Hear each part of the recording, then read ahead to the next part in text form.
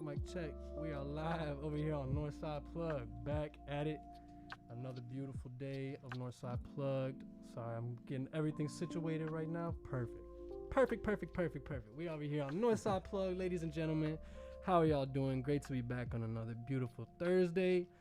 I'm a little short-staffed today. Shout out to Boss Dan, making sure that the Chicago Cubs are all set up on the ground floor, because I guess they're getting rained out a lot these days, so he's got to make sure it's all situated. So shout out to Boss Dan. Wish you were here, but it's all good. Shout out Justino Cochino, our other co-host.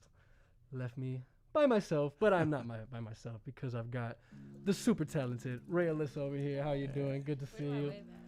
Right there, yeah, there you go. And then, with the handy-dandy skills that we have, transitioning, boom, we got Spike Rebel in the building over there. Yo, excellent. Yes, sir. Thank you. How you guys feeling today? Good. Excellent. Well, feel free to get a little loose. I know it's it's a little different experience, different circumstances and everything. I got to get loose myself because I'm not used to doing this myself. So everybody bear with us. We're all having a great time on Northside Plug today. I'm going to have a lot of great conversations, going to have a lot of in-depth discussions. You're going to learn a lot of new things, a lot of whatever you didn't know before, you're going to get to know today. Ray, Alissa, Spike, Rebel in the building with us. In the building. As always, you can check us out over here on our live stream on Northside Plug, YouTube.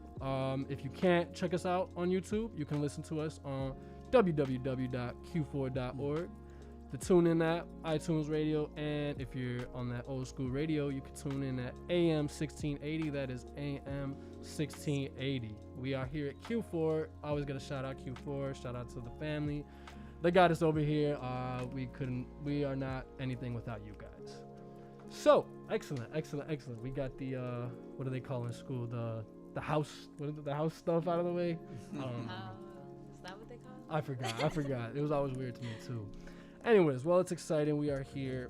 How do you guys feel? How you guys feeling warm? Good. It's a little cold in here. Yeah. But I'm going to warm up. I feel you. It is a little cold, a little warm. Well, since I know I asked Ray if maybe there are any sports we could get into. I don't know if that's going to happen today, sports fans. So I can try. I know what we can maybe get into because we had the Olympics, and that's very... I like the Olympics. That was a very worldly event, you know. How'd you guys experience the Olympics for the past 2 weeks? I like watching the Olympics. Mm-hmm. I think it's cool, and I just recently got into like the swimming stuff. Oh, okay. So the diving when they dive and synchronized swimming. Yeah, that's amazing. Yeah, that's amazing. all real cool. I think that's dope because I can swim, but I can't. Like they be floating upside down. All that. And they're all just like moving together and stuff, you know. Yeah, that's dope. That's absolutely. What about you, Spike? I haven't really been keeping up with it at all, except for the reports on the news. Okay. Like my friends are saying, the U.S. has won the majority of the medals, but not the gold. Is that correct? Correct. China had the most gold medals, but we had the most medals in general. So you can tell me what happened with the basketball? Gold medal, sir. Wait, gold medal. So we were struggling at first. Yeah. Correct. And then somebody must have said something in the locker room and got it all together. Yeah. Well, the thing was when they were first starting, because the finals were kind of overlapping with the Olympics start. So you had 3 players that were in the finals on both teams that were supposed to play on the Olympics. So they started off shorthanded. Okay. So their chemistry was all messed up. Mm-hmm. Okay. So, and I thought it was pretty interesting how they lost to France in their first official Olympic game, and it all came full circle for them to play against France in the final and won. Okay. So that's super awesome. The women were amazing. The women were awesome in both the team and the 3-on-3. They just made 3-on-3 this year. Yeah. And the women both teams won. There's a lot of talk on the radio about them taking that concept from Ice Cube. You're talking about the big 3? Anyway. It was busting because it was literally like just like you go out and play 21 with your homies or whatever. That's what it is, but Olympic style, Yeah. So it was super exciting. You any good in any sports? I used to be a big basketball guy. Yeah, I'm not gonna say I'm like the best. I would say that I'm skilled. I'm pretty decent, but in basketball, mm-hmm. yeah, I was terrible in baseball. Yeah. I was always terrified of the ball hitting my head, man. In baseball, tennis is cool. I like tennis. Yeah. Mm-hmm. I was a big soccer guy too. I think the Olympics, I like the running the most though. Yeah. That's the beauty of the Summer Olympics is the track and field, all of it. You know. Yeah. What was her name? Allison Felix was in her like 5th track and field. Yeah. So that was the 2004 Athens Olympics. Would have been her first Olympics to ever run. Yeah. Which is insane. So the COVID really didn't mess up any. Yes and no. People were preparing. That takes a lot of preparation for all that stuff, and then just, you know. Yeah, I think mentally it probably screwed them up, you know, and because I think physically, you know, you have another year to work on yourself, but at the same time, you had however long we were all in quarantine in the world, right, where nobody was going out. Think about all those high schoolers that were trying to go to get scholarships and stuff, and then that COVID just cut season. Absolutely. No, it set everything back, and you know that's why I always feel blessed in these moments right here. You know, we're able to link up and just have good conversation, good people. You know, and because we weren't able to do this a year. What is it? That's true. August. Yeah, we were barely being able to do this. So, again, thank you guys for coming in. You know, absolutely. Ray, did you play any sports when growing up? Or anything? Yeah, I play like every sport. Really? Whoa. Not like because I wanted to. I mean, it was just a kid. He just wanted to do everything. Just kind of dabbled in stuff. I feel you. Well, that's cool. So, Ray, can I ask you just push up your mic just a little bit? Perfect. Like You gotta bring it down. Yeah, you are. Yeah. Yeah, it's a little hard to hear. It's cool. Excellent. So, the real reason why we're here is the music. The music. We were having a lot of good conversations. Got a little sense of the collaboration that we'll get later on from Spike Rebel and Ray Alissa. So a lot of great things. So I guess we can go right into the interview if you guys are ready for it. Yeah. Excellent. So we have Ray Alissa again, Spike Lee in the building. Yeah. not Spike Lee. I'm so sorry. Spike Rebel. I'm so sorry. Do you know? Air Jordan. Nobody. I'm sorry. So I guess my first question is, well, how did you guys link up? Well, we met at, can I say? Yeah. At MGR. Maybach Music. Maybach has a Chicago studio. Really? And we were there we both worked on a song with their head producer. And Nine Trey. I've been out of town. I live out of town now. But I needed a guitar player for my performance, so I brought Spike, and now he on radio it just too. popped up out of blue. I remember when she was at the session, she was singing on a track I produced, and the engineer guy is named Nine Trey. He was bragging about, she's just he had her singing some Mariah Carey, you know, what's some dog notes you can't hear. It was like super 4 octaves high. She was hitting them too. Yeah. I'm sitting there like, okay, why is he pushing her to do that? That's awesome. And then I think either we met another day and I was playing the guitar when somebody was in there with their manager, Rage. And he was talking about how good we write songs and stuff. And I started playing a groove on the guitar and I'm singing my verse, and then she was just flowing all around me. Right. And I think that's what made her call me today, because I was like, how she know I play the guitar? Yeah, I just needed somebody to play. So you guys aren't like handful of times have linked up, or I've only met him twice. like once. Oh, really? I just needed a guitar player. Yeah. So I just brought him for the live performance. Well, that's awesome. Either way, Spike Rebel, thank you for coming, man. Yeah. Absolutely. That's funny. That's hilarious.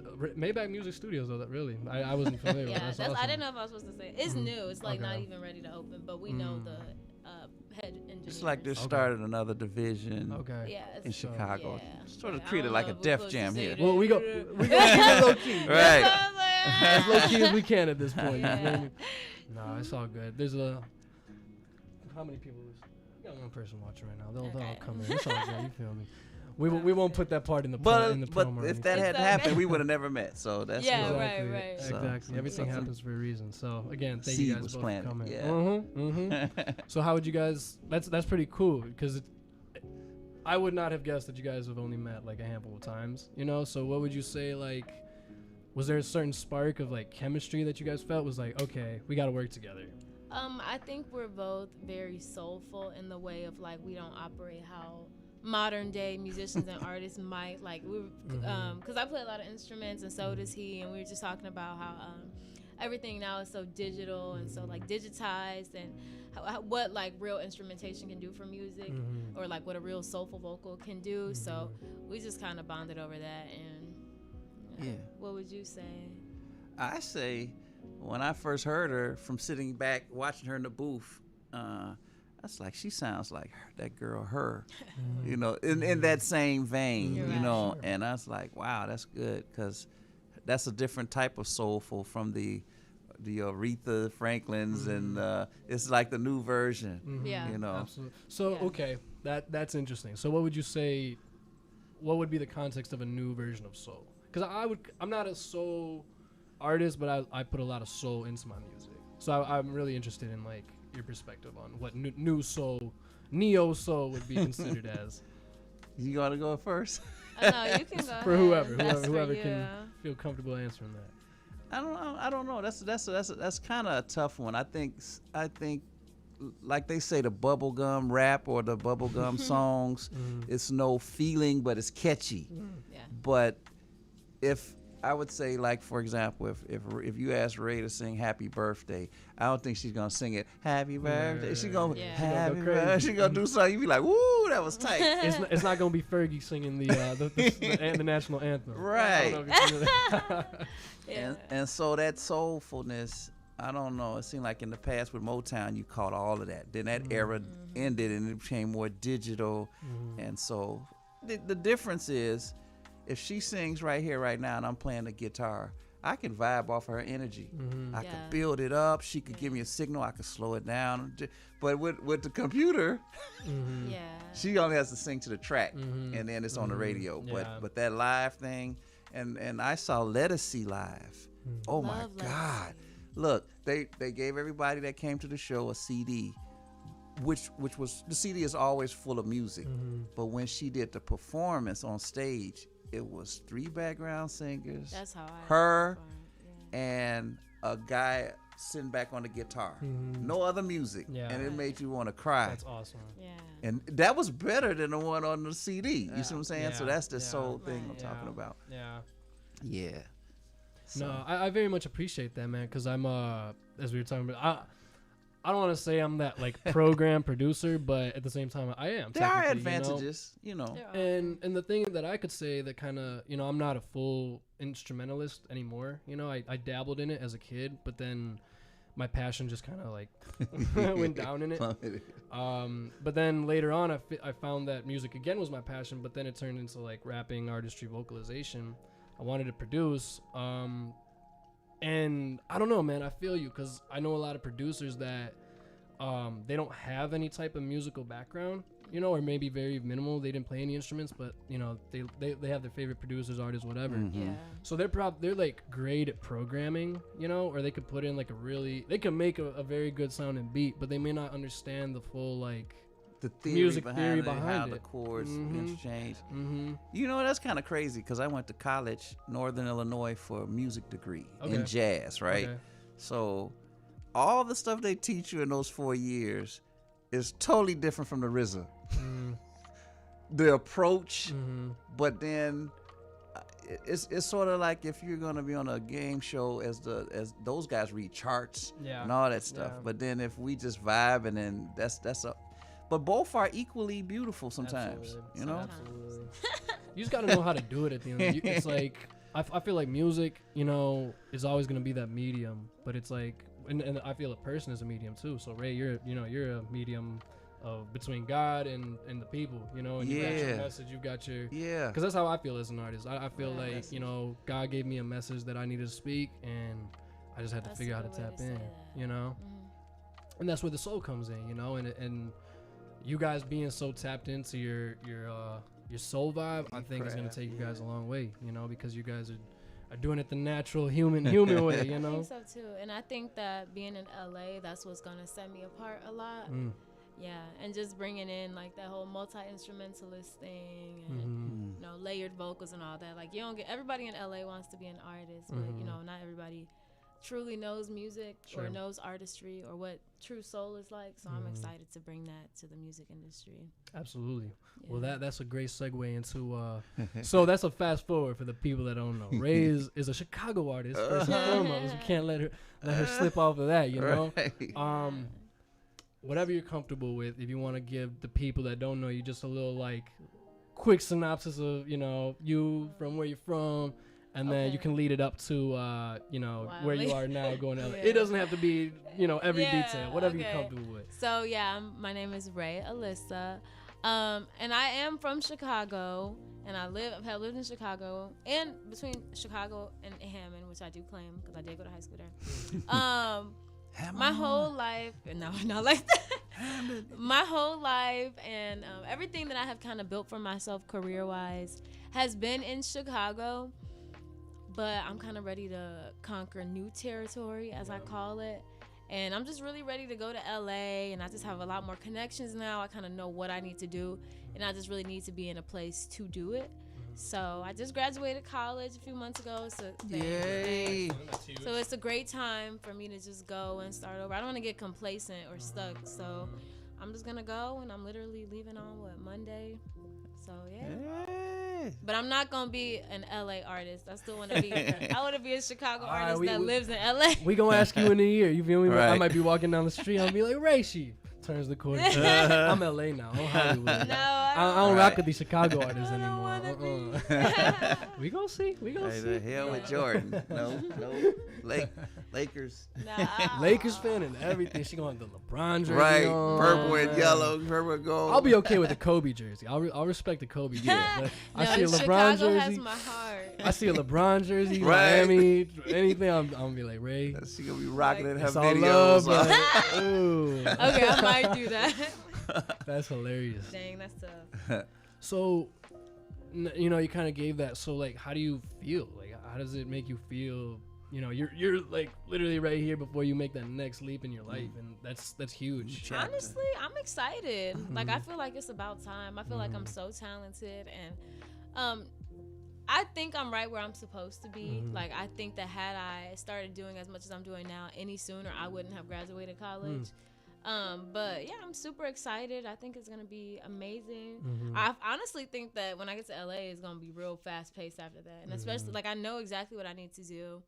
Which the first thing is consistency, which I'm excited about. But when I was in college, it was really hard to do that. Yeah, because you got to time manage everything. Yeah, right? that's why I'm really happy that now I'm graduated and I can focus. And that's why I want to be in the place where I can, be near all the resources. So I'm really excited. I'm not scared at all. I'm somebody who would just jump into anything. Yeah. So I'm really excited. It's all laid out for me. No, I admire that because there's a lot of people out here that, they feel like they have their dreams in their hand, but they feel like, okay, I see that this is where I need to be or where to go for the next spot. Right. But they're just scared, they're scared to take that leap because all they know is comfortability, you know? I'm more scared of being like not reaching my full potential because I was afraid, Yeah. How would you say, because I also was in school as an artist as well, how would you say like, well, let me ask this before I ask that. What was your drive of being in school? Because there's a lot of artists, you find out, okay, I want to be an artist, and you're like, I want to dip. My freshman year, I was like, I'm kind of sick of this. I just want to be an artist, but I made it through. I got out, and now I'm super happy with the decision of staying. What's crazy is that I started being an R&B artist before I got to college, and I've been a musician my whole life. Like I play a lot of instruments. I used to sing in church and write songs for people, stuff like that. But when I got for one, I took advantage of college. It was completely free for me, which is why I went to college in Indiana, right? Because we used our Indiana house. And so I basically just used college as an excuse to learn all the stuff I wanted to learn. So I learned like a whole new language in college. Really? What language? French. I speak English and Spanish, but I started learning French in college. That's awesome. And then just like I took some music production classes. I took, stuff like that. Like I just kind of took advantage. Networking was great. I ended up in this group called the IU Soul Review, which is how I met Babyface and Tony Braxton and Bootsy Collins and stuff. So I don't regret it at all. And it was honestly, if it wasn't for that music group though, I might I might have called it quits like halfway through, but that kept me going. It was like an outlet. It was fun. It was just a reason to keep going. Met some crazy people. They taught me, the whole group taught me everything I know about performing and stuff. Really? So yeah, it was cool. I was chilling. No, I was gone every week. But. Sure, yeah, you're busy. Do you have any like performing tips? Ooh. Well, yeah. So like live music is always better. I hate to watch somebody like perform with a track for the whole track, and it's not. And you can perform with a track, but have a track where it's like just the hook is there and you rap everything else, or learn how to make a performance track where it's just background vocals and you can still be the show. Because I know a lot of artists who will like basically take the MP3 of their song like off Apple Music and just play that and perform. And you, how do you expect people to feel like that? Like that's not. There's really beauty in live aspects. So even if you got to play with a track, but you brought a live horn section or the vocals are missing, you know, stuff like just that. Just that real element. Yeah, and also, I think a lot of artists right now are kind of boring. Like I'm the kind of I'm known for like my live performances because I just bring a lot, but I cannot stand to watch somebody just sit there like this. Man, like that is so. And if you're a great singer, you can probably get away with that. Like. But even the best singers can like, you know, I could sit in a chair and still put on a show. But everybody can't do that. So there's really a lot. I say like emotion and then live aspects. Yeah, they do a lot because that's how you move a crowd. Like nobody wants to come see something live that they could have listened to at home, if that makes sense. So, yeah. Absolutely. Yeah. No, I respect that because I'll be honest, like So when I started doing all this music stuff, I trained my mind as a freestyler because I love freestyling, like freestyling off the dome, right? Yeah. So I realized later on, as a performer, I failed myself. Because I taught myself in terms of all my written stuff to forget it right away, so that like if a beat or whatever comes up or you start playing guitar, I can just instantly, rather than just like recite a written, I just freestyle off the dome. It's always gonna be something like fresh, you know. Yeah. But I realized once I start. When I started trying to do performances, they want to hear the same. They want to hear that, you know, and then it's like I get up there and I forget all my lyrics, you know. So it's like if I have the beat up, I forget half my lyrics because I've trained my mind, you know. So, and I just performed the other day, so I as she was saying that, I'm like, damn, man, I gotta get working, you know. But I respect that because not everyone can do that, you know. That's one thing you can like. You always have to be working on it. Like I know. Like I can always be better, and one thing I do know about myself, I will only become a better performer because the more money I get, and the more all that stuff I got, the better. So I'm such a creative. Like I have so many dope concepts. I just you know ain't rich yet. So you're on your way, absolutely. You're on your way. You may not be rich in money, but you're rich in mind and spirit. So don't forget. Very much so. Absolutely. Shout out the wise Kendrick Lamar right there. So I guess that's another good segue. What would you guys say is some of your influences, your musical influences? Ooh, everybody asks me that. It really just depends on if we're talking about vocally or, you know, musically or so we'll do producer both. Yeah, we'll do vocally first. Okay. My favorite vocalists of all time are obviously Whitney Houston. She's sick. Awesome. Mariah Carey, really the cliche Mariah Carey. But do y'all know who Lisa Fisher is? I do not. She has that song, How Can I Ease the Pain? No. I love Lisa. Okay, well, Lisa Fisher is one of my favorite vocalists of all time. Yeah, those might be my top 3. But my favorite vocalists of all time are not my favorite artists of all time. Because I love Aaliyah artist-wise. Like, she wasn't necessarily the most amazing, like, vocalist, like, powerhouse vocalist, but artist-wise, she was one of those people. Like, Tupac is one of my favorite artists of all time, even if he's not necessarily my favorite rapper of all time, which he is. But, you know. But, yeah, like, so. And who else? Oh, and then my favorite musicians. Prince. Yeah. Which Prince could also double as, like, one of my favorite artists of all time. And Michael Jackson, the artist. You can't, you can't leave him out. Can't deny. Yeah, Prince.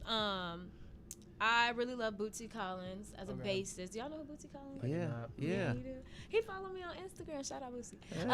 But yeah, it's a lot. I could go on all day because there's just so many different places to take influence from. But I apply different influences to different aspects of what it is that I do. So it's just a lot. But those are some of mine. Who are some of yours? Spike Rebel. Oh, you gonna interview me? I like. You're here too. Come on, you ain't getting out the hot seat, sir. You know what? I actually you Stevie Wonder. Nice. Oh, okay. One reason is not only he plays a lot of instruments, just like Prince.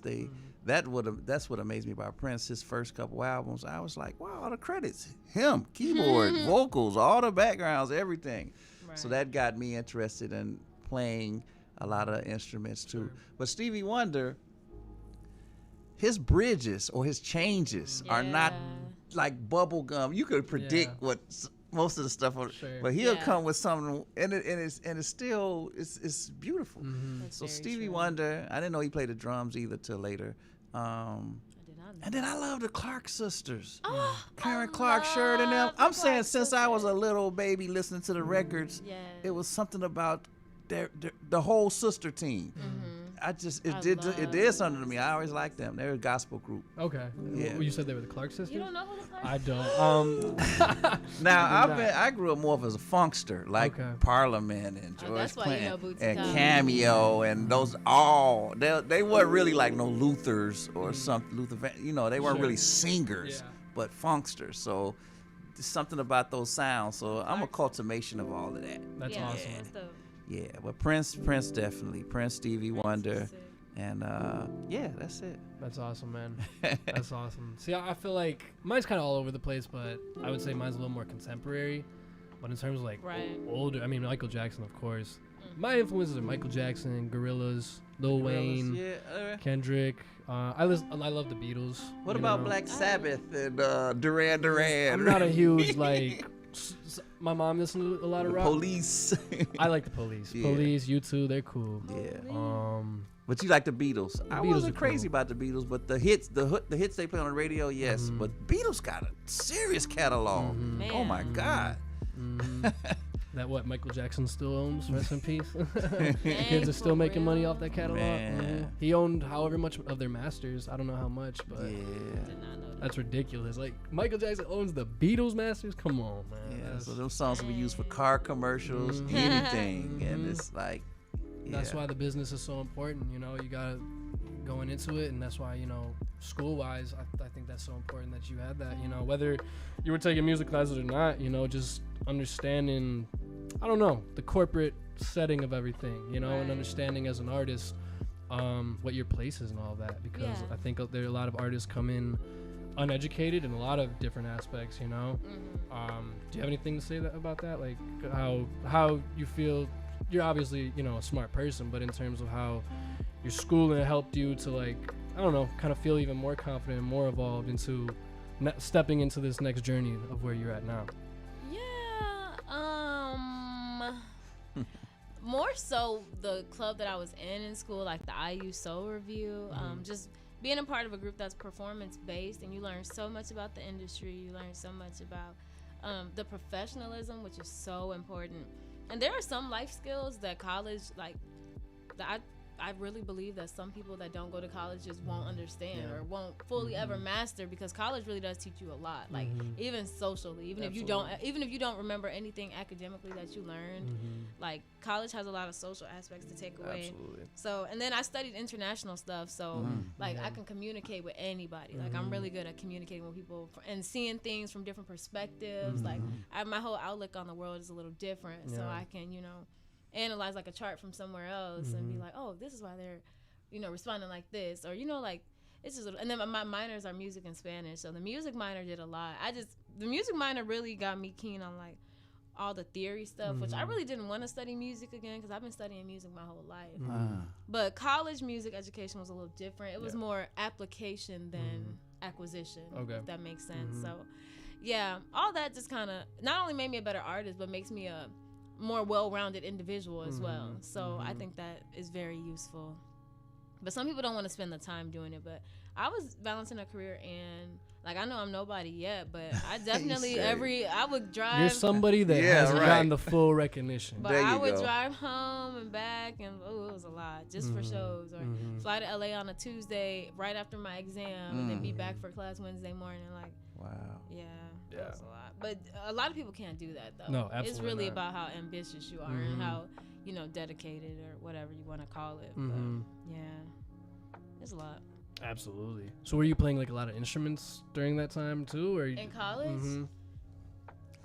Guitar, yeah, but I was more so in college. I got into like singing background for my friends' bands, like really the behind the scenes stuff, which was so fun for me. Like I love singing background for my friends. I love like sitting in on guitar for my friends, or but yeah, I wasn't, besides like my, you know, usual like sit in my room at night, play guitar, keys, like I didn't have a lot of my instruments with me in college, so it was like when I come home I will, but usually I play if I'm playing for somebody else. I mean, and I practice, but you know. So you don't do a lot of like your own instrumentation as you're vocalizing?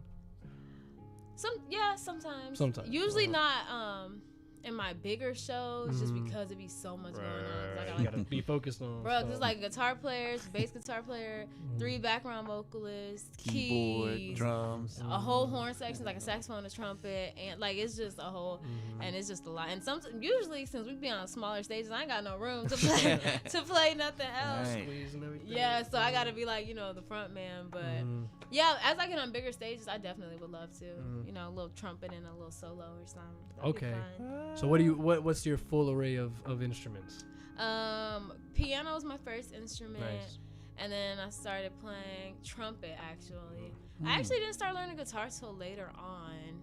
But I have a nail addiction, so it's kind of hard. Not addiction, but I like to have my... You got your, like, what's it called? The pick. The pick, yeah. You got your pick on your But thumb. I can't, like, finger chords with nails, so... My guitar, Hard choice. Yeah. And then I'm good at not horns, sorry, I already said trumpet, but like saxophone and clarinet. Wow, I like. They're not my favorites, but I do. You can mess around. Yeah, I do like playing with them. And then drums. My dad plays drums, so that's my second. That's the whole band. That's a whole band right there. Yeah, I know. Yeah, it's a lot going on, but it's fun. Like usually on tracks, like I like to play, so that's something like when I produce tracks for myself or with somebody else, I like to play those things like live. But as I grew up, I got out of playing instruments that I can't sing and play at the same time because you can't really trying do to play a flute and sing. Right, if we got a small little set, it's like, dang, can I run and get this trumpet real quick, or is it? Yeah, it's a lot. Yeah, that's awesome. Yeah, it's fun though. Do you see yourself like? I mean, obviously you're gonna be a full musician, but do you see yourself like tapping into all those instruments, or do you think like slowly down the line it's all gonna kind of narrow down to like one, like for example, just vocalizing, and then you have everything, but like this is the main thing? No, I'm a musician at heart. I'm probably always gonna like, even if I'm not doing it for myself, like I would definitely hop on a Roddy Ricch track and put some horns on it, or even like just making my own beats, sit in my room at night and play saxophone on a sax solo on one of my songs. Like I don't ever see myself not playing any of those instruments, honestly. So you're just hands on with everything. Yeah, what I got right now I'm kind of stuck with. Like I don't ever want to not play any of them. Well, that's awesome because I feel like you can get in musically like any door, any studio, any room. And it's, you know? it's fun, and I enjoy doing it. Like I don't always have to be the star of a show. Like I would love to walk into a studio session and be like, "Ooh, let me just put these chords here real quick and leave," or "Ooh, let me do these background vocals. I don't even want to sing on it. Just let me do the background vocals." Like I love stuff because I'm just an all-around musician at heart. Like it's not about being the star of a show. It's not about being famous. It's about having a passion for something that you're gifted at, and I love that about myself. Absolutely. Yeah. Absolutely. No, I respect that because I feel like, especially with our generation, a lot of people, artist-wise, that get into music, they speaking in terms of soul, I don't think a lot of people get into the music because of soul. They get into it because, oh, I see that Roddy Ricch or and because G Herbo. It's easy now. It's so easy. Like you don't even have to be that talented these days. And I was just thinking earlier, like, you know, not that it was easier to get famous back then, because it's really easy to get famous now. But like you just know how to sing. Like Toni Braxton got discovered just singing at the train. Like somebody's like, you can sing. Get in the studio. And like she one of the like greatest vocalists ever. Like that's crazy to me. That is crazy. Because all the stuff we got to do to get noticed.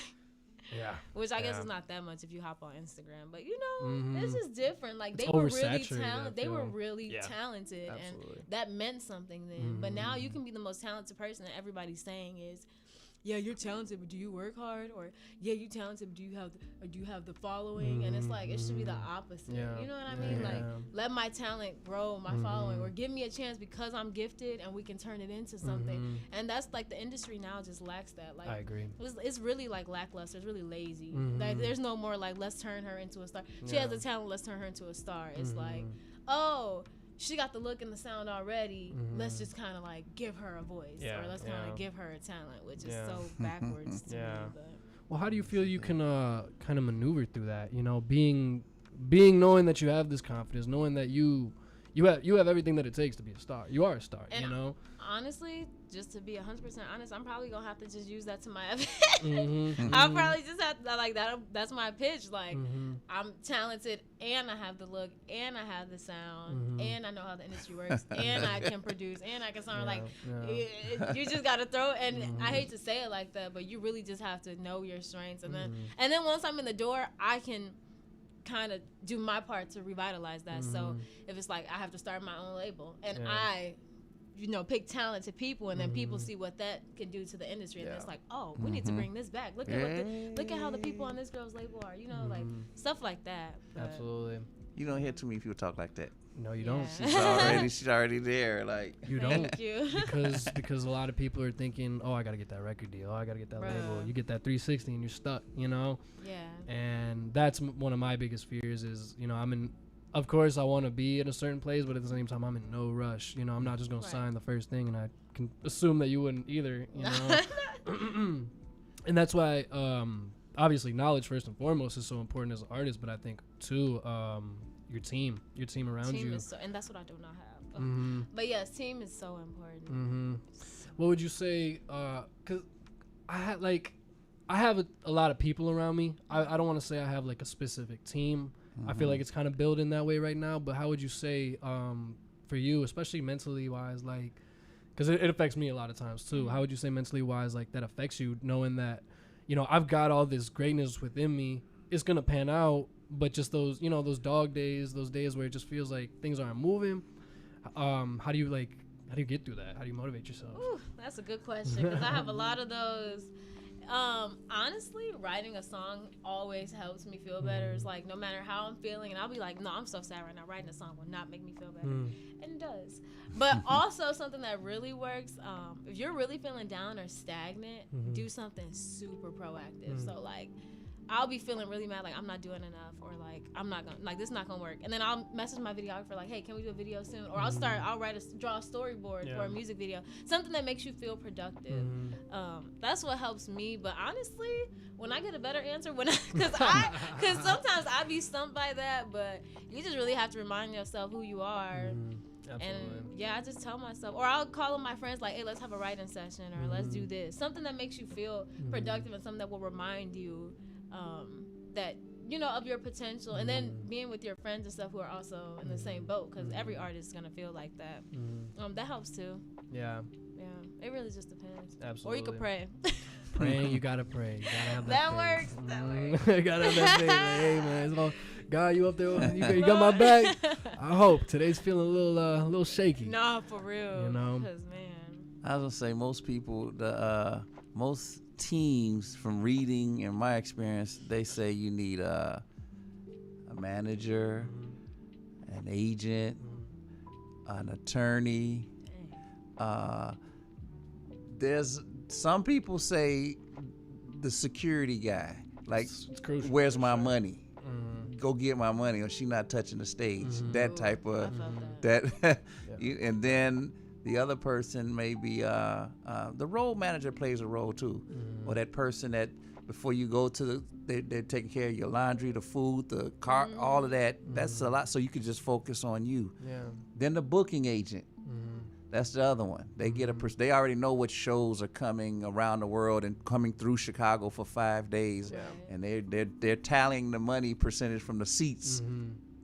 The thing is, for me in Chicago, I met a real agent from LA. Okay. Right? He came here. Some other people said, "Oh, that's that guy." He didn't even care about my music or to come see me at the rehearsal. He's just like, I'm connected. give me $2,000 or $3,000, sign this, and I'll put you at the Grammys. I'll do this. It didn't feel right, and I did it. I paid the money. Right. He put me in a big magazine, but it was like kind of fake because it's not real. He does. How do you just pay somebody and they don't even listen to your music? Yeah. And then Chicago, some of these pieces I just said, to me, they're like scattered. Like if you put them all together, that would be a beautiful piece, right? Absolutely. Yeah. But the manager's over here, this one's doing marketing over there, the attorneys in New York. And that's part of the reason I'm ready to go to LA. Yeah, I was just saying. You know what I'm saying? Yeah. Yes. So. Absolutely. And that sounded like a lot of money right there. And that's not even like now as an artist right now, we really got to have like a videographer, like all this stuff to even get to that point of needing an agent or a manager. Like it's just so much and people don't even know. And that's why I said college will, because as a broke college student, how am I supposed to pay for $1,000 music video? You know what I mean? Like, right. It's just, it's a lot. Right. Absolutely. And that's why, you know, it really is important. Even if you're not to the point of the team in terms of, like Spike just said, you know, the road managers and the attorneys and all that. As a coming up artist, you got to have those people, whether it's just the videographer, you know, you got your producer or you self-produce or whatever, you know, you've got your artists that'll help with your creative, whether it's your art and whatnot, you know.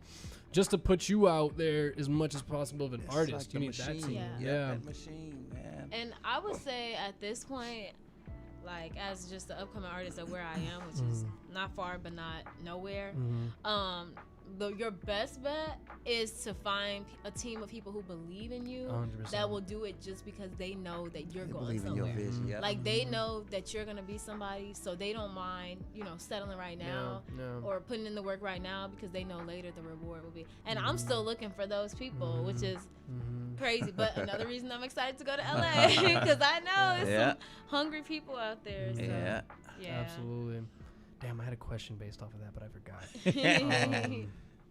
Yeah, no, I feel that. At the end of the day, being an artist, you know, I think being not superficial, being yourself, you know, whether how far it takes you, you know, maybe it's not you, just in general, you know, you could be the super top of the top, or you could be a mid-level kind of artist, still being able to pay your bills, make money, you know. But at the end of the day, if you're doing it for the love, you're doing it for the soul, I think that's what makes you rich, you know. And I think there's a lot of people, especially again, our generation, that sees, you know, all these new artists or older artists, whatever, you know, big chains, big cars, fancy everything, you know, and want that, you know, and they may go get it, you know, but then it's all those problems that come with it and everything. Yes, it is. You know, and then you got a lot of artists, you know, straight from the hood, from the streets too, that, you know, they can't get out of that lifestyle, you know. That's true too. And I know a lot of people like that, where it's just like, you know, they had the potential, they had the talent, but like talking about team and environment, you're just around the wrong people and you get sucked into it, or you lose that soul.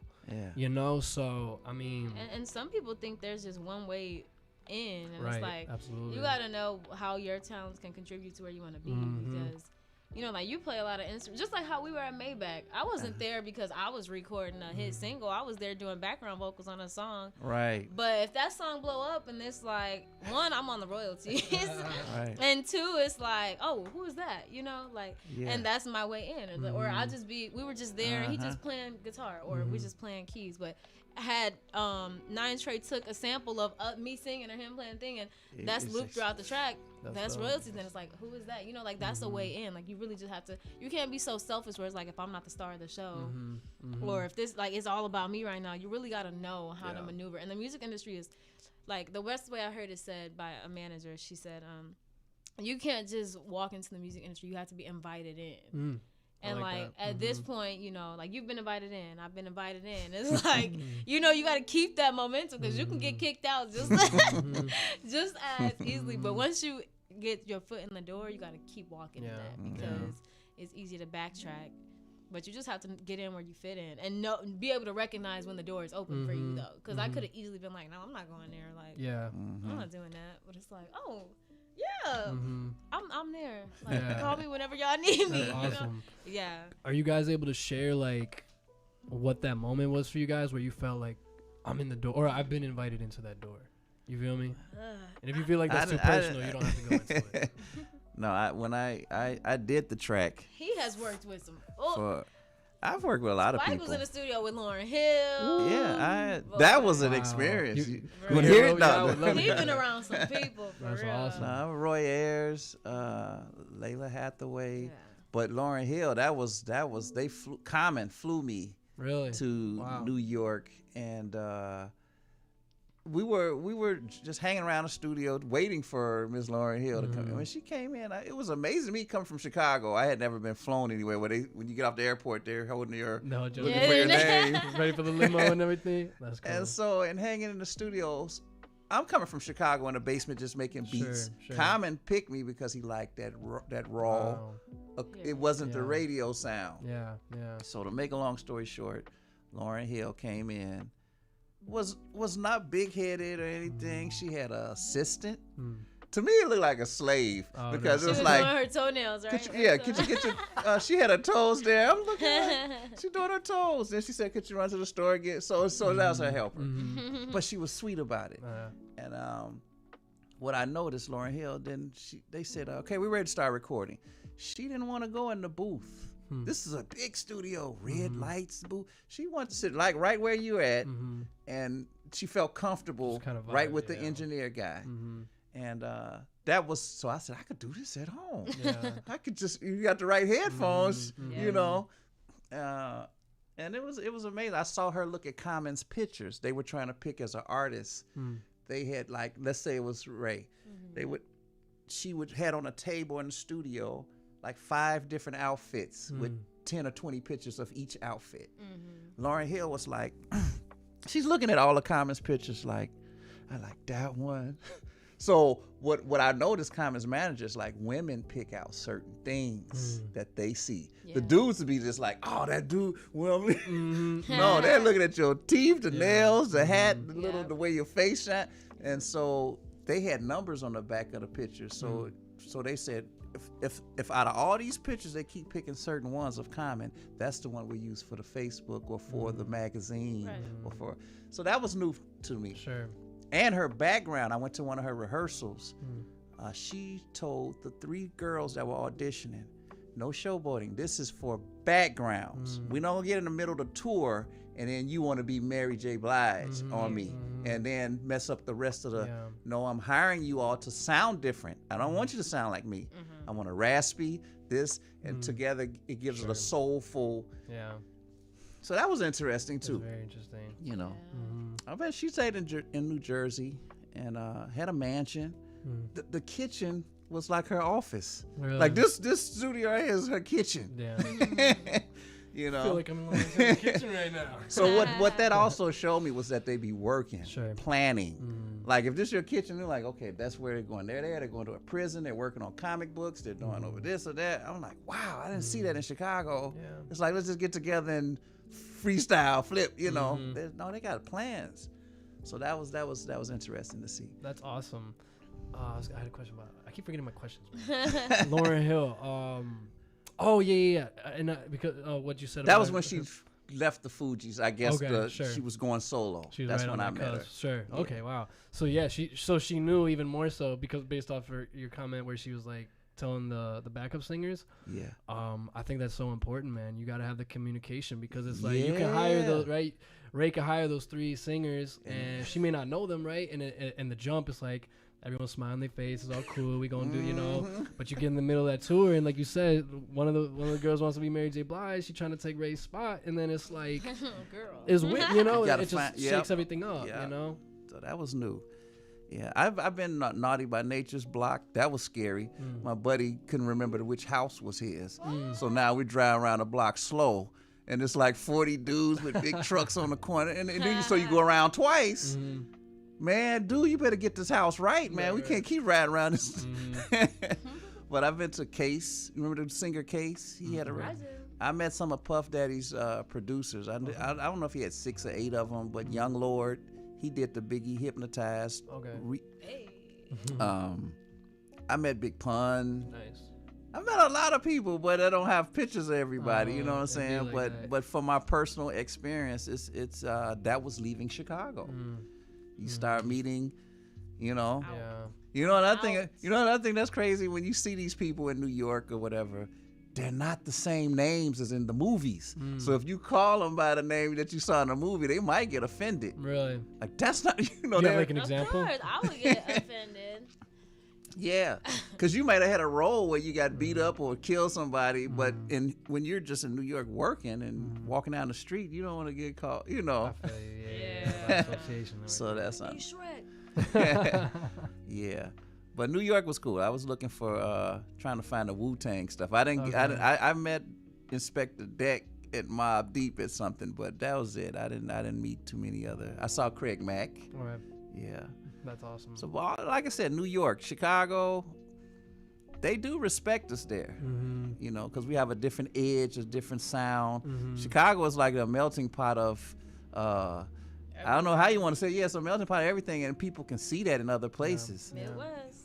Even our slang. Oh, no doubt. Like I know it's like in here, you know, guys might say, you know, we don't say. Well, we're starting to say it now, but they be like, "What up, God?" They say that a lot in New York, or Dukes and all. It's just different slang. When we say, "Man, I'm going to the crib," that's a different thing somewhere else, you know. Yeah. Oh, they don't say crib over there? Yeah, and then we say, you know, what do we drink when we drink Pepsi? What do we say? Pop. Right. They don't all say that. Oh, yeah, I know that. Let me get a soda. Let me get a soda pop. There you Some go. people just say Coke. Like, they only say Coke, which is weird. Like, That no is matter tripped what out. it is. Like, No, Yeah. weird. Can I get can I get a Coke? They bring the Coke. Yeah. I asked for a Coke. No, wait. They give you a Sprite. I wanted a Sprite, but I said Coke. No, that's Right. fine. Like, what kind of Coke you got? Bro, yeah. Yeah, but when those years in New York, I stayed there 7 years. It wasn't a lot of trap sound. Let's call that today's sound, that trap sound. Trap drill and all that. But realistically, she's going to L.A. But in New York, literally every block, every hood got rappers. Really? They all, you know, I did some things with Rough Riders too, and had them come to a high school, but the talent is all around. Sure. You know, but like you said, the realness of them selling drugs or whatever, that's real everywhere. And I guess the outlet is some freestyle, but they never get to that business part or somebody that takes it and almost like those guys you see on the street playing the drums. I'm like, they're ridiculous, but you never see them with a nice set or somebody puts them on a show or say, if y'all do this, we can do this and tour. It's just everybody's just hustling on that level. Absolutely. So good luck. It's not really good luck. She's got all the paintbrushes. Yeah, I think You know, she got to paint a picture now. Absolutely. I'm excited. I think it'll be great. What are you anticipating? So you touch down, you get in LA, you're like, oh geez, this is it. I'm here. This is new life. What can you anticipate from that? I am anticipating. I'm probably going to instantly find a whole bunch of music people. Well, I know I have a lot of music friends in LA, but just get to the right places. I'm probably gonna go to a lot of open mics. And now that I got some studios, I'm gonna find some studios, get into, or just find the right people. Like, oh, well, I play keys or I do this. Just you really got to be able to speak about what you do, because that's the only way people know where to insert you. So I'm like, oh yeah, I play keys. Oh, I do this in Chicago. And they're like, oh, word, like we got a studio over here. Come do that there. Oh, cool. And one thing about LA. Everybody knows somebody. And That's bruh, every time I'm in LA, it's like I ended up cooling with LL Cool J's daughter's best friend. Like, I'm like, what? Like, why? I was just at my friend's house visiting. Like, it was real weird. But everybody knows somebody in LA, and it's more. You just got to be willing and open to speak about what you do, and kind of have like the platform, because they respect numbers out there. Like, oh, you got 8,000 followers, or 16K or whatever. But yeah, I'm just gonna, get in where I fit in, but I'm gonna be willing to, like, oh, yo, what's up? I'm Ray. And then they're like, oh, what you do? Oh, well, ease into it. And then just be yourself. Like, LA is so superficial. Like, they really will be like, you ain't from here, are you? Like, you cool. Every time I go to LA, they're like, where you from? Like, you kind of cool. Like, you real laid back. You know. Like, oh yeah, I'm from Chicago. You Oh, see, that's why. you That's why. better And keep they that. respect that. Mhm. Yeah, Better like keep that. authenticity will take you a long way. Absolutely. So I'm gonna just be myself, do what I gotta do. You know, I'm just excited. It'll be That's cool. awesome. I visited LA. It was a Chicago guy that took me to the big studio that Rodney Jerkins was producing Brandy. But what was tripped out, Kirk Franklin was in there recording. Timberland's had a bunch of upcoming producers trying to get a chance to, but Right. this Chicago guy just walked me in there, Right. and not to produce, but just showing me that he's connected. He had a regular car, but he was showing me people that was flossing. Sure. Like they got the same job, but when they come off like you said superficial, like Yeah. look, I'm flossing. He's like, she make the same thing I make, but he was keeping it real. Yeah. But Rodney Jerkins was in there doing stuff. Love Dark Child. It was a whole. Joe came in there, the singer Joe, I love Joe. and that's I'm getting starstruck now. I'm sitting here like, man, can I get a picture? You know, Bro, but that's how I felt at Babyface Studio. Like, but all they the plaques. they all in the, I want to say a clique, but Yeah. like she said, like they're collective. right. Yeah. Working Yeah, It together. was that like, was- that was cool. but once you in, you better stay in there. Yeah. So she got the man. She's about Right to do it. idea. Yeah. Absolutely. I'm ready. What do you guys used to produce? I used to be a strict Ableton girl. Oh, okay. I don't know Ooh, why. that's the hard I see. one. Everybody looks- says it looks difficult. everybody says that. I used to love. I It's used to only intimidating. produce in Ableton. Really? That's Wow. awesome. Yeah, but then everybody starts saying like, Ableton is hard. And My I'm- homie Justin that does the show with me, he's an Ableton guy. I love Ableton, Mhm. but then everybody started telling me it was like hard. So I'm like, well, what could be easier? Because to me, this is all I know. Yeah, So yeah. then I, FL Studio. Mhm. It is a lot easier. Yeah. Logic is like Just GarageBand. drop, You know huh? GarageBand. Mhm. Yeah. Yeah. So now I'm kind of getting into FL Studio, but Okay. Ableton it's just.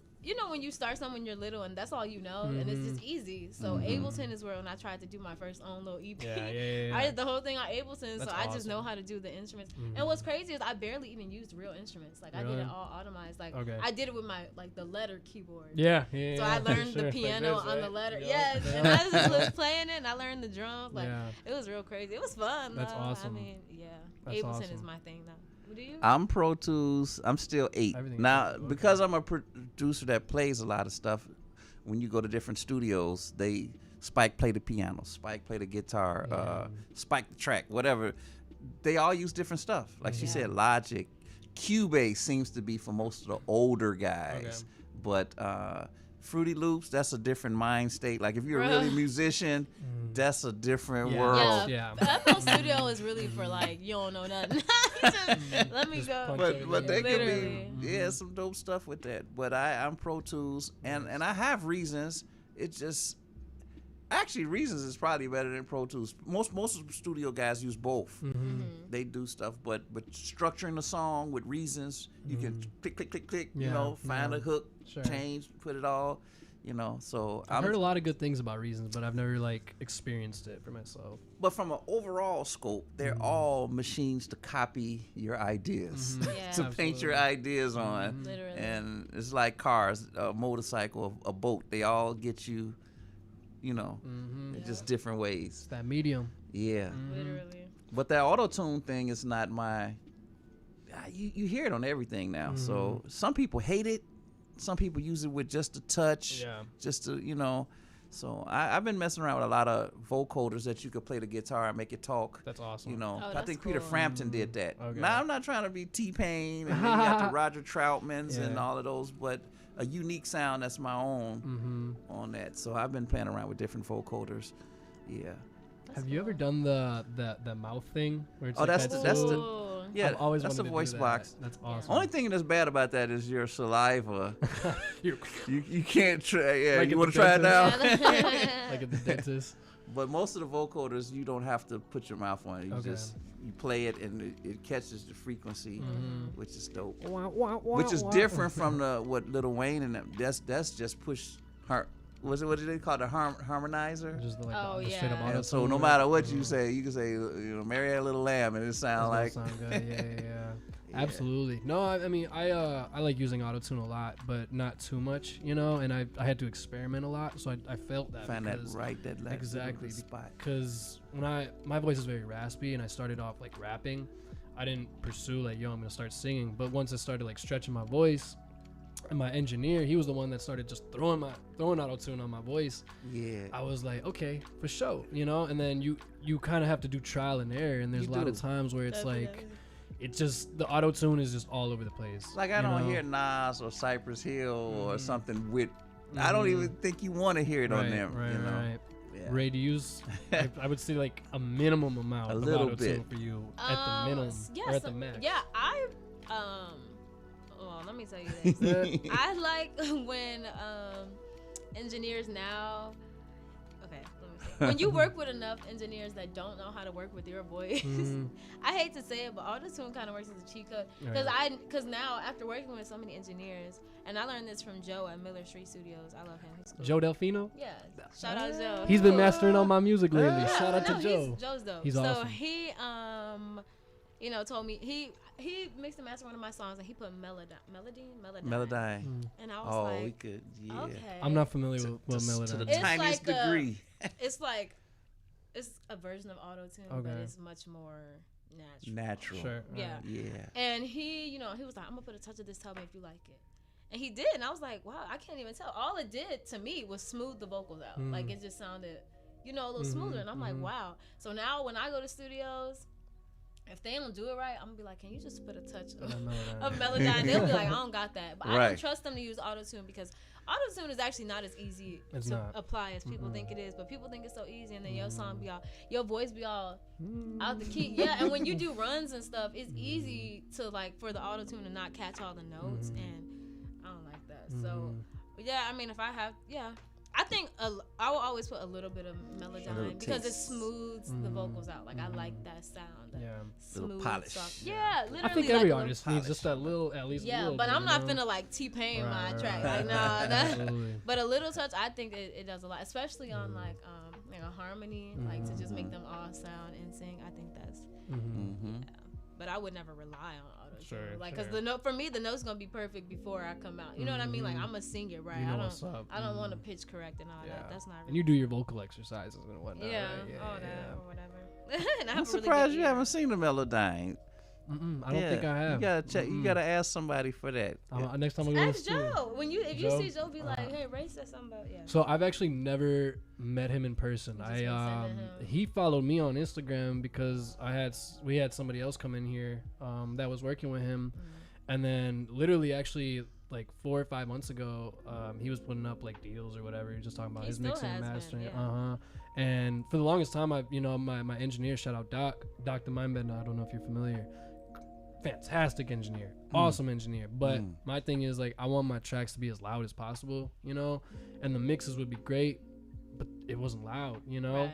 So I just hit up Joe and I was like, yo, can you master? And then he sent me back that first track. I'm like, yo, no, Joe is the man. Joe is good. Joe is real good. Okay. And I know him because of you know who Taronda is? Taronda from she on Empire as a Portia. I haven't watched Empire, to be honest. Me either. Okay. But I met her brother is a good friend of mine. Okay. I had put some vocals on his tracks, and he took me to Joe's studio. I was like, and then I went back to Joe a couple times just for my own stuff. I was like, I like it. Yeah. But then I couldn't afford him because I was a broke college student. So. Okay. Yeah. That's the story of college. Absolutely. And I ended up at Ambion. So I like them too. But absolutely. Yeah. But it's always good to, obviously have connections, but in terms of engineers, like I think the more engineers that you're connected with is great, but I think ideally if it's up to you, you only want to work with like a handful or so many. And then eventually you learn like this engineer is good for this type of song, but this engineer will be good for this song. And even if that means this engineer gonna mix the F out this song, but this one gonna master it right, then you got, because sometimes I send my songs to 2 different people. Like Blue, his name is Zach. He can mix it, but then Joe can master it. Or, that's the formula. No, that's or Devin can mix it and Zach can master it. Like you really just gotta know, especially when you balling on a new artist budget. You gotta just know your people and stick to it, because you'll waste a lot of money trying to give people chances. Absolutely. Man, I have wasted so You're not alone. You're not alone. You're not alone. But I realized that too, how important, understanding first and foremost the aspect of, or what mixing and mastering is. It took me a long time as an artist to like understand that. And then once I got into it, you know, like I was saying with Doc, it's like, okay, the mixing is smacking, but why is it not to the level that I want, you know? Yeah, because it's just a mix. Exactly. Mastering is way more important than no doubt. And it's that just that contour, final touch. the mix. Do you have a little insight for us, Spike Rebel, on mastering? You know what? All the guys that do it from their homes, some are good, but when you go to a real mastering guy, like the Gravity Studios, that's around here. I've heard of it. I've never been there. Yeah, same. Well, he had plaques of R. Kelly, Madonna. This guy mastered all these things, right? Yeah. So I'm doing a Christmas rap project with a guy named Hiawatha, and our engineer didn't show up. Something happened, emergency. So the head guy said, I'll take your session at the same rate. Oh, wow. So instead of paying $60, $90 an hour, we did it for the 30. And he sat down. The rapper guy, he's just blown away by all this. He's walking around, whatever. I'm sitting in the booth with the engineer, and he's showing me, like, he's saying today's ears are used to these phones. Sure, yeah, like and the compressed. They come, it's a certain sound, and he's saying it's technically that's taking us out of business because we're used to the big orchestras and but he showed me his gadgets. His gadgets are the compressors and all. He's like, I've been having these for years, so he's not following the new stuff. Yeah, he's using his same. Killer things. Can I assume he's using not digital the rack mounts? Okay, I don't know what the name is. Analog is but like you said, it smooths. And he was showing me, like, let's just say you just did a song. Let's just say it was a circle, a ball. This is your mix from the house. He was showing me how you can stretch it. Yeah. You can bring the bass. You know what I'm saying? Yeah, absolutely. So they have stuff today now. So if you don't want to spend that money, you can buy some kind of software, and you can say, I want my stuff to sound like a Tribe Called Quest mix, and then somehow it'll capture it and it'll throw that on yours. Oh wow, that's crazy. That's where the digital is going. Yeah. You know, but those guys, they, I don't know if you would all maybe we put something together and give it to them and say make it a hit. They'll sit there maybe 2 days. And they'll get it when they play on the radio. It'll turn to be a hit. Absolutely. Man. Yeah. Absolutely. So. Yeah, man, and that's like, I felt like another thing with in terms of like generations. I think the older generations are still keen on the analog, and the new generations, not even realizing it, are, you know, we're stuck in the digital. That's true. Digital age, you know, and I think sonically, you can't get anything better than analog. You know, if I had the choice, I would prefer to be recorded through analog stuff. 100%, because the voice, it's just gonna be more clear, you know. Yeah, clearer, warmer. And then but that's what they're forcing on us, the digital. So yeah, it's interesting. Yeah, where's the middle? Yeah. I'm even saying that now. Like, there's all the jazz musicians that are good with guitar or sax. They're not dead. Not all of them. But all the young producers, they're not linking with them. And these guys are not linking to the new stuff. So it's a void, you know.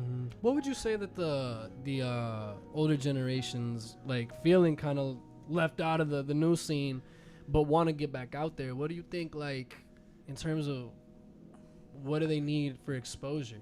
You know, because I feel like if the right thing happens, I could go back and find certain people that are. There are some dope poets, but they're 80 years old. Some are 50. There's a guy missing a leg that can play the hell out of a guitar, but you'll never see him on the Grammys. You know, so those people, I see them. They're like little superheroes walking around, not with muscles and a cape, no, I get you, but they got skills that don't fit the commercial thing. So when I go to a DJ's crib, you see all these records. I'm like, these people's souls are in these records. And you pull out this, oh yeah, that's a hit. Yeah. But what about the other 50? They just, where are they? Yeah. You know what I'm saying? Absolutely. Every song is not going to be the top 100. If you got thousands of records, vinyl, where are these people? Yeah. You know, they're not all, and the older ones, they're not getting on Instagram, LinkedIn, Facebook, and all that, trying to brand sell T-shirts. Yeah. So it's kind of sad. That's a scary thought when you think all those records, and it's like you be like, yeah, that one, that's a hit. Mm-hmm. Oh, that's my cut. But all the others, all the ones in between, how much time did they take to put those things together? You know, never getting the recognition, never. Yeah. And that's the thing about artistry in general, man, is I mean, I always think a great example of something like that is like the end credits of a movie, right? Like you watch a movie, you enjoy the movie, and you know it did whatever it did for you, but then 98% of people watch the end of the credits, they're like, okay, whatever. But the 2% that's like, you know, like we'll sit there and understand and know like every single person has something to do with it. Music, the grip, visuals, the this, graphics, that, whatever. Yep.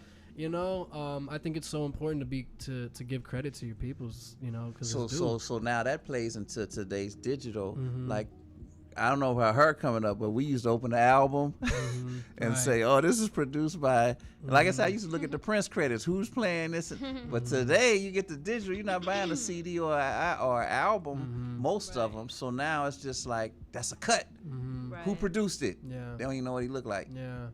You know. A lot of times, and I'll let Ray put her 2 cents in this as well. No, but I'm good. Okay. No, but what I've noticed and what I've done as well, because like you said, like we're not putting out CDs anymore. We're not putting out. I would love to be putting out like vinyls eventually, though. You know, I still like to make the cover arts where it's like you got the front, but then you put out the back. But then you just like throw it on social media, Instagram, whatever, you know, and it's cool. People get their credit, but like you say, you don't have that tangible copy where. Yeah, I don't know, man. It's something special about that. Absolutely. And I think you get more word of mouth out of that too, because say she comes over to your house and you're like, yo, I got this great record. I know this person, that person, whatever. You know, it's an experience rather than it's just like, oh, I got my phone. Right there. I got my phone and I tagged this person and that person, blah blah blah. You could follow them on their profile. It's cool, but it's just another person. I don't want to take it away from that person, but in the moment, it's just another person on the screen where it's just like, yo, this is a tangible record. This person's name is on that record, you know? I don't know. I think it feels differently. So that taps into me to like her when she goes to LA. The digital youth coming up, there's so much on trying to get 1 million followers. They're not connecting with a master producer, a mixer, a saxophone player, a conga player. They're just doing all this at the house and then trying to get hits and saying I'm blowing up. And you don't, it's almost like on Donkey Kong. You take the elevator up, but you don't know how to do it. You missed everything on the way, exactly. So that's not said a lot, but that's real. No, absolutely. And I appreciate you saying that, man, because I think in life in general, we all, you know, we get caught up in things, and we are, the motivated people at least, you know, are like, oh, I gotta be here, I want to be at the certain, you have a vision of yourself, but you just forget the whole journey, and then you look back 10, 15, 20, 50 years later, and you're like, damn, man, I wish I lived a little bit more.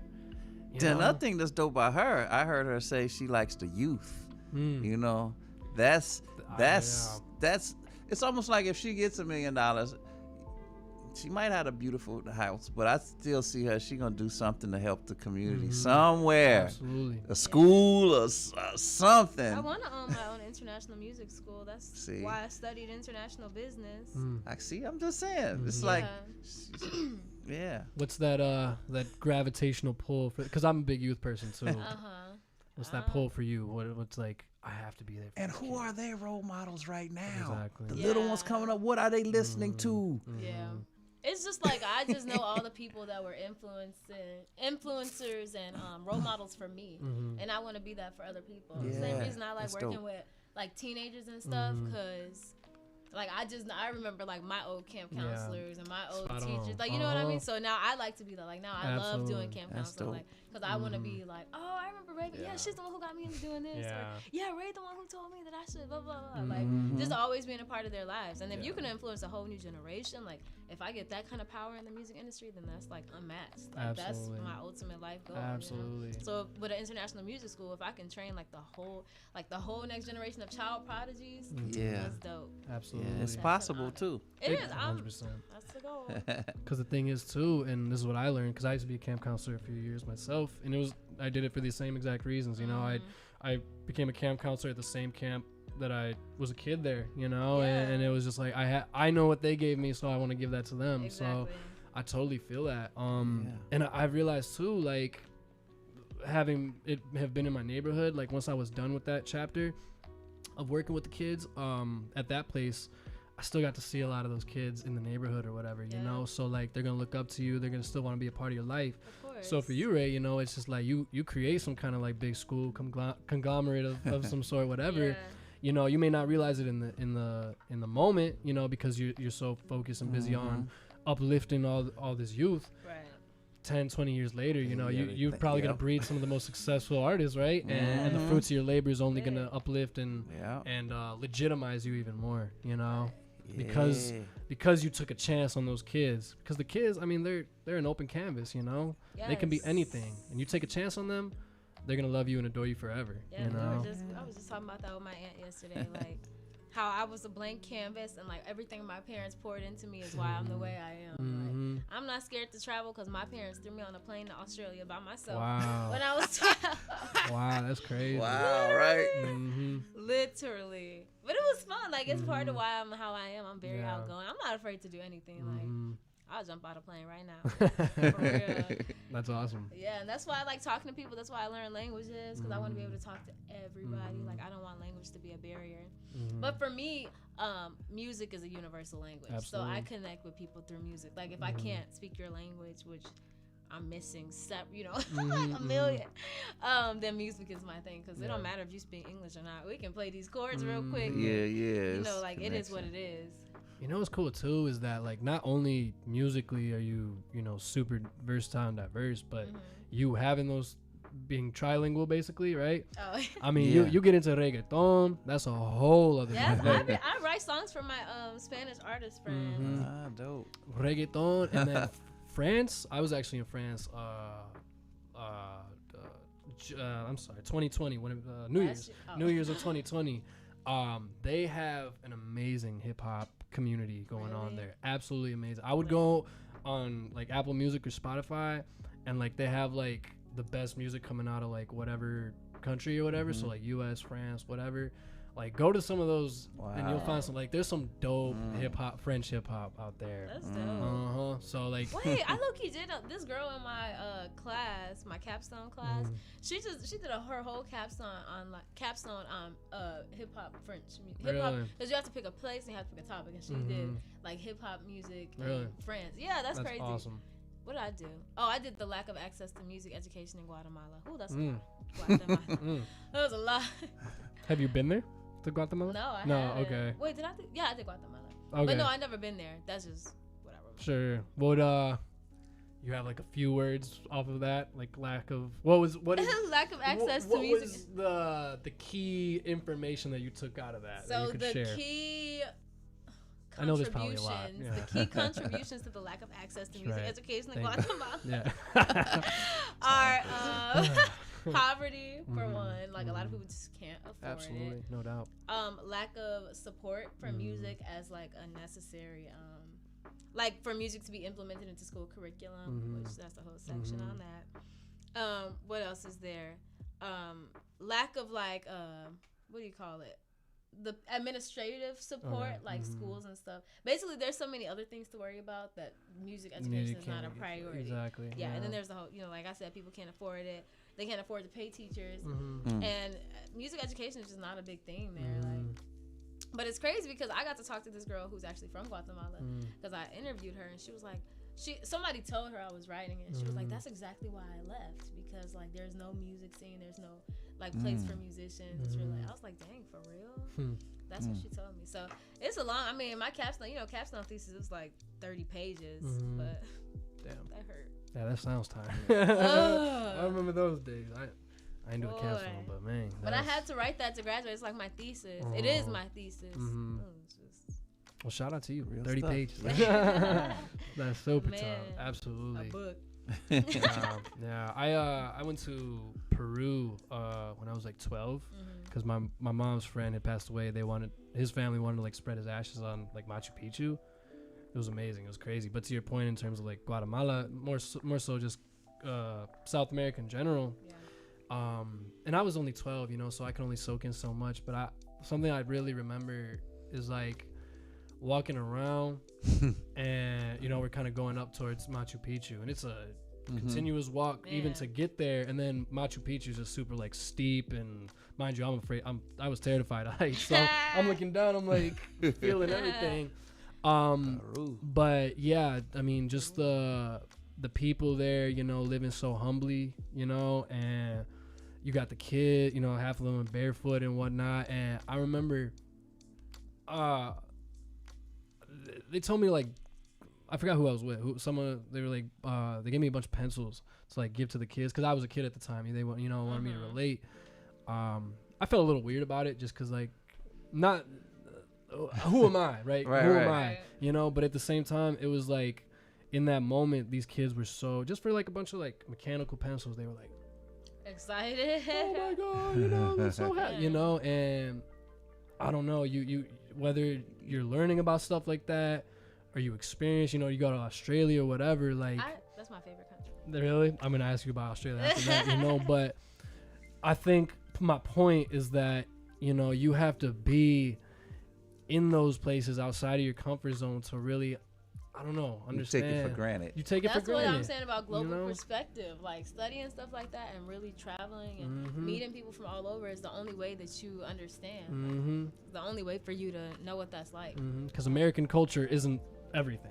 At all. Right. Like, at all. Not even close. But we think that, you know? Americans think that in general. We think it revolves everywhere. But once you go, it don't take that many other countries to go to be like, whoa. No, because when you got to use the bathroom in Italy and they make you pay to get in, you don't be. It's like that in France, too. You got that's a European thing. Yeah, the public bathroom is not free. Wow. Literally. No. But, okay, Australia. What's I love Australia.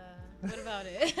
What's your takeaway of Australia? I love Australia. I think that it's a less problematic, more diverse version of America. Really? Yeah, I thought Australia was cool. It's somewhere that Americans could go. Like, they speak English still. The food is not terrible. I didn't see no crazy bugs and stuff, but I did interact with a lot of animals. Like, we went scuba diving in the Great Barrier Reef. We spent the night in the Outback. We spent 2 nights in the Outback. Outback Steakhouse. And then let me get that blue in. we made our own boomerangs and threw them. Awesome. Yeah, we went to a line dancing class. Did they like come back, the boomerangs? Yeah, really? That was the thing though. If you made it right, it came back. It was cool. We did a lot of stuff. I took a picture with a kangaroo. That's what I was going. I don't want to be the one to ask. I saw a platypus. Really? No way. But I also ate a kangaroo and ate a crocodile the same day. Sorry, Mr. Kangaroo and crocodile. That's the culture. It was kind of good. Like, I would say, like, crocodile is like chicken nuggets and kangaroo is like meatballs. Really? Okay. Or was it vice versa? No, yeah, it was cool. I did so much in Australia. Like, we went to these little caves. That's awesome. I'm just looking. We went to these caves with like this crazy acoustics, and we had a little talent show. Really? That's awesome. It was really fun. Really fun. So where, like, in Australia? I flew into Sydney, then we took a smaller flight to Brisbane, then went to Melbourne. I was there for like 2 weeks, 3 weeks. Oh, wow. Melbourne, we then went to the Outback. It was low-key all over. That's awesome. It was really fun. Australia is dope. I liked it because it's not that different from America as far as like modernization, and you can talk to anybody, and it's diverse. Like, it's not like all Mexican people are all, or all Chinese people. It's like a nice melting pot. Like, because the only thing that makes you Australian, Australians are just, Australia was a prison, and it was like an island where they sent prisoners to. So those prisoners just started building their own, and those prisoners were from all over. So how far along was that when it was like? I feel like this is around the time when like Britain was taking over everything, and I think they sent everybody like as prisoners. I think. Please don't. No. I feel But they told us, they gave us a whole little history lesson. But yeah, like, so the only thing that really makes you like Australian is like you were, they were prisoners, and they just started building a country, and that's just what happened. So it's really just a melting pot. We went to the Sydney Opera House. That's the big white. Yeah. How was that? It was amazing. I don't know. It was amazing. It was cool. And the Sydney Harbor is where Nemo is based. That was 42 awesome. Wallaby Sydney. Peace, that was all. It was great though. I love Australia. That's awesome. That's real cool. Would I think you go everybody back? should. Yes, but that flight is 26 hours long. Woo!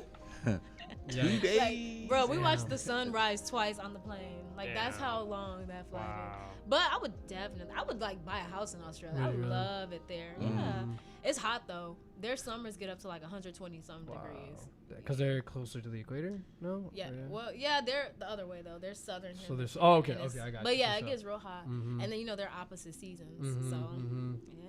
So summer is winter and winter is summer. Yeah. So I went in their winter time, but it was like 80 degrees. Damn. Okay. Yeah. So do they call it like winter, but it's hot, or do they have like their own names? That's a good question. Solstice. I don't remember. Solstice. I feel like they did still call. I don't remember. I really don't remember. But I know their school years are backwards, so maybe they do call it. Okay, so they're in school. Like they're in school when we're not. Right. Yeah. So basically, winter, our summer, they would be in school. Like their school year would start in like June or something. Something strange like that. Yeah. It was fun though. I had a great time in Australia. That's awesome. It's really nice. That's awesome.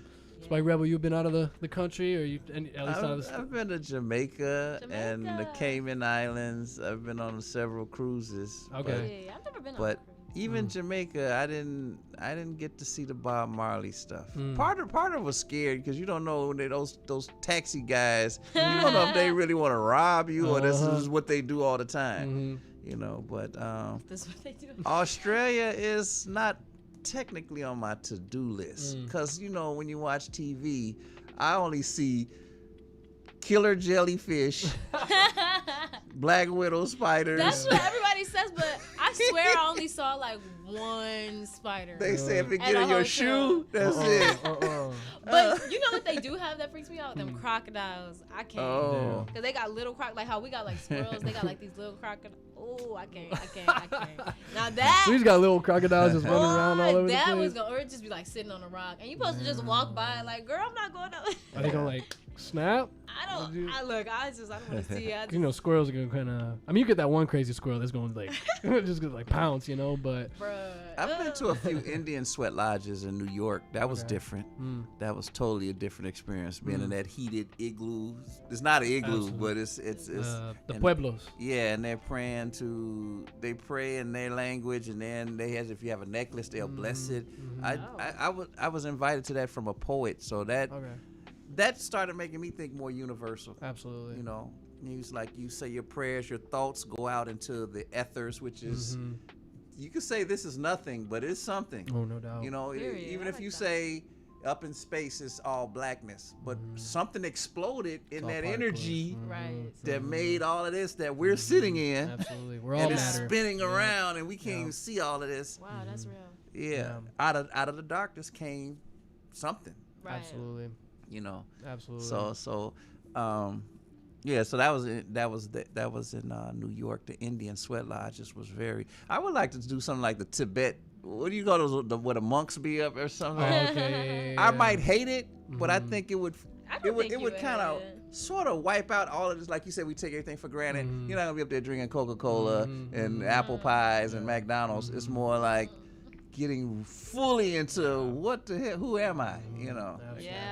Kind of know how to survive, basically. Then you come back here, you're not the same, even though you look the same. You're not the same. That's what I'm saying. It's so diverse perspective is so important. Absolutely. It is so important. Like people have no idea, and people really wouldn't have an idea until you actually leave. You have to experience. Like you gotta leave and just be like, wow, like this is crazy. Like there really is a world outside of Chicago. Like this is crazy.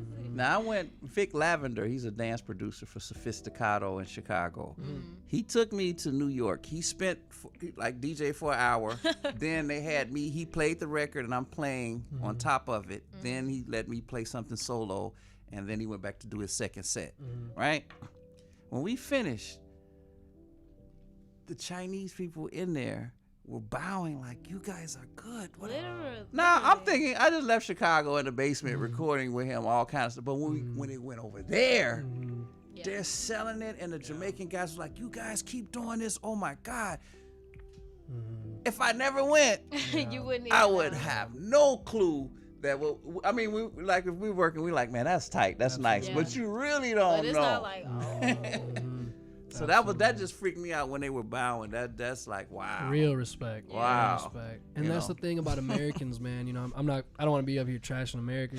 We love America. Love America. So many opportunities, but at the same time, from my experience, and I'm sure you guys can feel the same way. Similarly, I feel like a lot of Americans just aren't tied to the land. Have no conception of what that even means. It's not ours. Well, exactly. Exactly. Absolutely, 100%. Indian name. Absolutely. And we're all living in this society of like, whether it was slavery, whether it was immigrants, all these people that were, brought here into America, and now I'm Mexican, by the way. I'm Mexican and Irish, just context.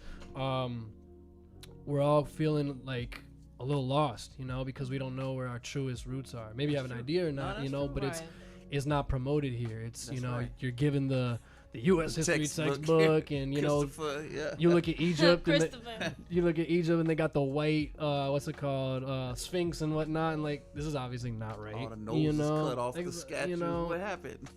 So it's like you go to other countries and you see people are more just care more and more tied to where they're from. I similarly went to New Mexico, and I forgot exactly where. I'm sorry. It was the Taos Pueblos.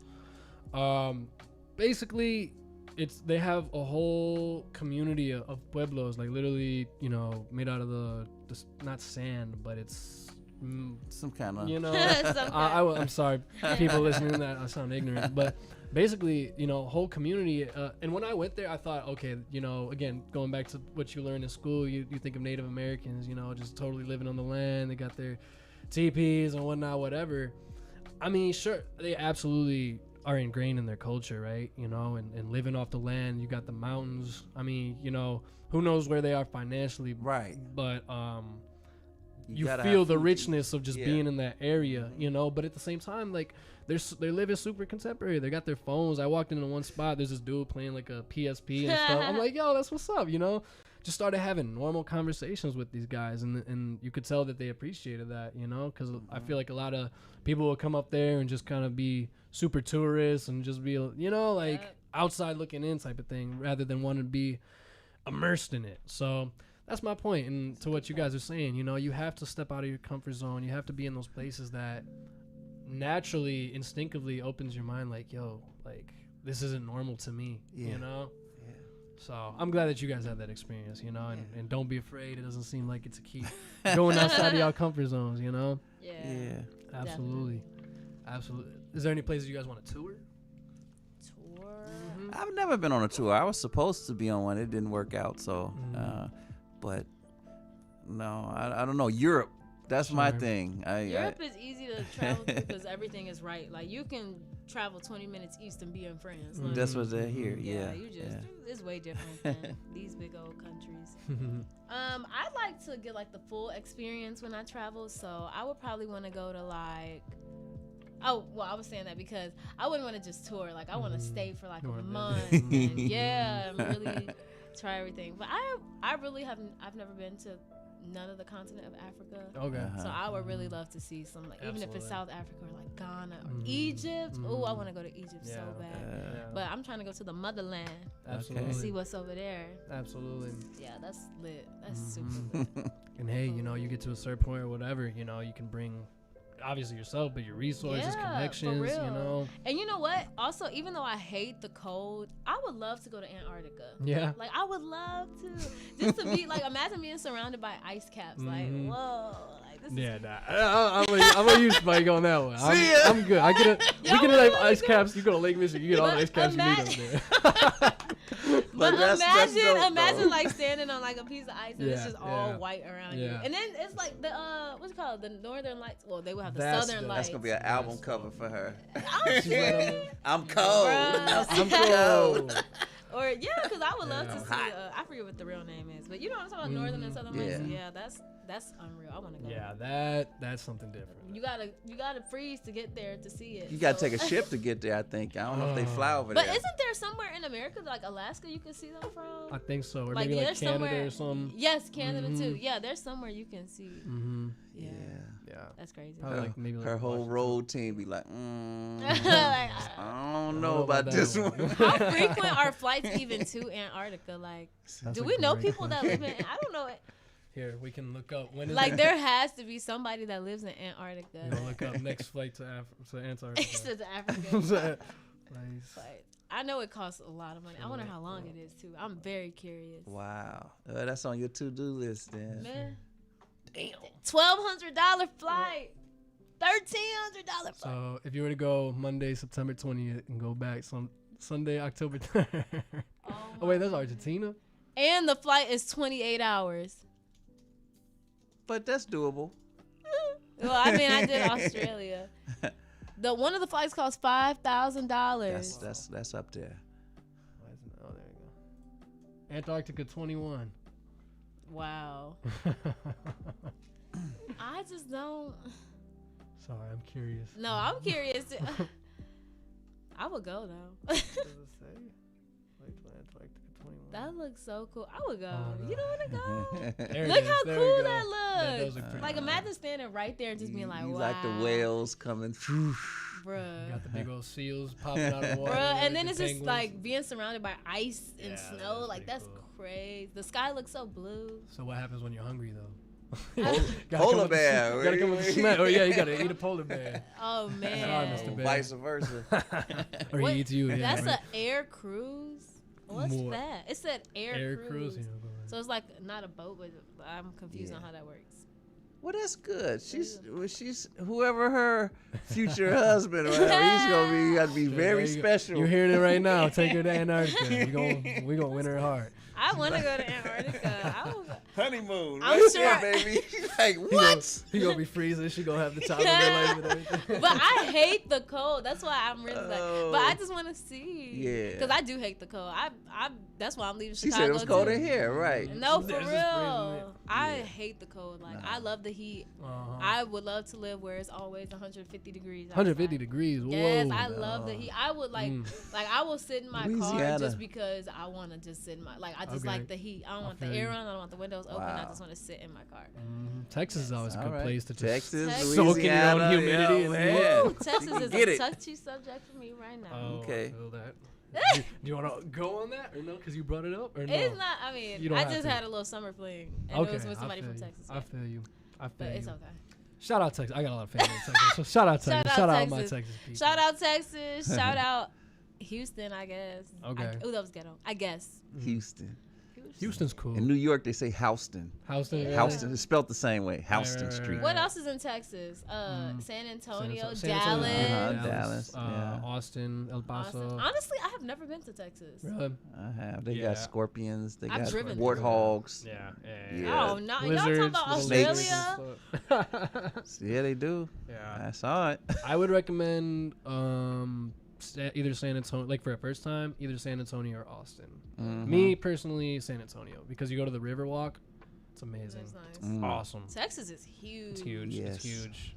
Because I got family like a little far away from Dallas, and I had a family situation or whatever where we have to go to San Antonio, 6-hour drive alone. Straight Yeah, through that's Texas. what my friend from Texas was telling me. Like it's just so they're Mhm. very spread out. Mm-hmm. And then politics just sucks over there and whatnot. It's Yeah. terrible. Man. Oh yeah. It's a terrible mess. over there, you know. But yeah, shout out Texas. Well, we had a great conversation. We didn't even need a break. It's already Yeah. 9:20. That's crazy. Yeah. Absolutely. Well, is there any other topics or promotions or we still got Ray's music we can vibe out to? I'm thinking we could just play all 3 or maybe 2 tracks at the end since we Yeah. didn't play them in the middle. But was there anything else that you guys want to get off your chest, talk about? No, just know when I get to LA, it's gonna be a lot of back-to-back, consistent stuff. Mm-hmm. I'm excited though, and I'm gonna miss Chicago. You gonna come back and visit? Yes, I need a 4-piece fried hard lemon. Harold's I was Chicken. like, that's where I'm going. I'm going after this. Mhm, Or true. Charlotte. Maxwell I gotta go Street, somewhere. right? I gotta go No, somewhere. LA got that burger spot, don't they? In and out. Bruh. Yeah, that's what Ugh, It's I alright. do You not don't like like it? In-N-Out. Mm. And then it's like I've been in San Diego for 10 weeks. Oh, Mhm. I need some chicken. Like, Oh, I man. really need some. You don't get no chicken, no good pizza Boy, out they don't there, no even hot got dogs, no none of Bruh, that. I'm like, how What's their y'all- barbecue You're like? gonna be a I vegetarian didn't out try there. it. You gotta be a Boy, I vegetarian was out like, there. so what y'all be eating? Like, You want a good, the Probably best pizza, tacos, huh? the best pizza you gonna get in California is a California Pizza Kitchen. I saw those, but I didn't go. That's me saying it's Wow. terrible. Wow. Do not go there. Bruh, We have I those can't. here. Yeah, right, yeah. You go to Jewel Oscar or whatever, you get it in the freezer. Bruh, Man, California is not a food state for real. Mm-mm. Like, oh no. if you're like a vegetarian or something, that's especially if you coming from somewhere like Chicago or New Orleans, where like food is the You culture, like jambalaya and all that gumbo. Yeah, Yeah, man. yeah. I had some bussin' jambalaya in New Orleans one I time. haven't had jambalaya in a minute. Smacking, huh? Absolutely. Flavor Man. just bursting, huh? I could cry thinking about a plate right now. For real. Well, this has been awesome. This has been cool to just kind of like travel in our own minds all over the place, you know? It's very motivating. Yeah. Are you guys, is there any like promotions that you guys want to do in terms of music you're working on or projects or anything you got that you want the people to anticipate? Not yet. Not yet, but soon. Be on the look. But in the meantime, go watch the videos I already have out. Yeah. I need my and stream me on Spotify. Spotify is my worst performing platform, like by a lot, which sucks because to be taken seriously, I need more. So go stream me on Spotify or something. Ray Alissa. Yes, Spotify. It's on my Instagram. As you can see, right here. Right. Spike, you got anything? Spike. I roam a lot on Facebook. I do a lot of live painting. That's awesome. I have a lot of jobs that I used to do delivery and Ubering. So I started, at first I didn't like it, but I said, you know what, I like art. So I started finding all the graffiti street art that appealed to me. And I started taking pictures of it, or I'm standing next to it and put it on Facebook. Yeah. And like Instagram, they like, you got 30 seconds to a minute to get everybody's attention. I like a little slower. Sure. So Facebook, a guy told me from a magazine, if you just stay consistent for about 3 years, people respect you for who you are, not a gimmick. And so I've been doing that. So now I post up stuff and I get calls from people in Africa. Hey man, you want to do this, do that? It's very, and I'm not really trying to get a million hits. Sure. I'm just saying I want the world to say this is who I am. Right. I'm not right now saying go to my website and buy this. I'm luring you in. I'm not saying no, this is who I am. Right. I paint. I do this before it goes in the gallery. Before she blows up, this is This is what I do. the making of. Yeah. You don't get to cool. see that a lot. Absolutely. You know, so Oh, that's my absolutely. thing. I'm working with a lot of dance producers in Chicago. Nice. One thing I noticed, when none of them are doing videos. She got videos on YouTube. Not Y'all, whatever nearly y'all need, enough. man. I'm about to get your info, man. Absolutely, But I'd they're love to. doing music and distributing on vinyl over here in New York, overseas, and they're like, no video. But I'm playing on all this stuff, so I think that's the next level. Absolutely. Get a little bit more money and get the videos and pictures of us on. You know, a lot of vinyls don't always have that. Of course. It's so important, man. It's so, and that's why I got the camera, man, because like, especially after last year, I was so disappointed that I didn't have a camera to be able to document everything that was going on in the year, you know, Yeah. because I think just documentation in a longevity history standpoint is so important, you know.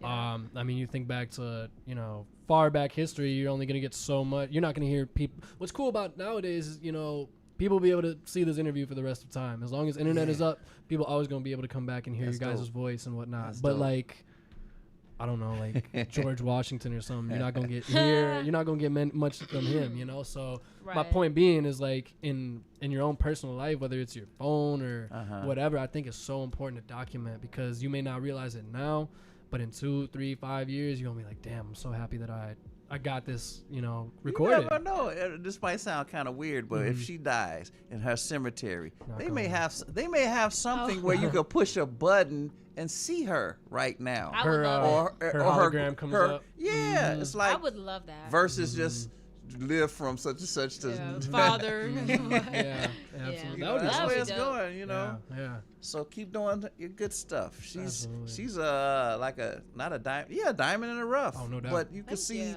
the potential. It's almost like if you said God was carving her to be something. This conversation, you can kind of see Absolutely. something is being molded Absolutely. that's being Absolutely. customized for his service. Absolutely. know Oh what I'm man, saying? I had Hallelujah. an amazing like first impression with her, man. You know, because we was at the studio Oh, a studio session. Yeah. with Ever Evolved, and it was I was with my friend Kevin and then a whole bunch of people that I didn't know. Yeah, we including didn't yourself, know. We right? didn't know anybody. Didn't know anybody. But that's the beauty of music, and like you said, like the language. You know, you get in the studio, and then it's like, okay, we vibing now, start cooking up, whatever.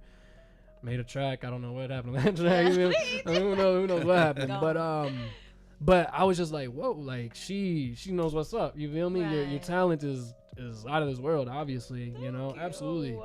And I know a few other female vocalists as well, and it was similar. It was just like, wow, like, you know, I think that you have a lot of artists that are cool, you know, that have talent, you know, are awesome, but people like you and like my friend Ivy, I gotta shout out CCBKE, I gotta shout out Micah.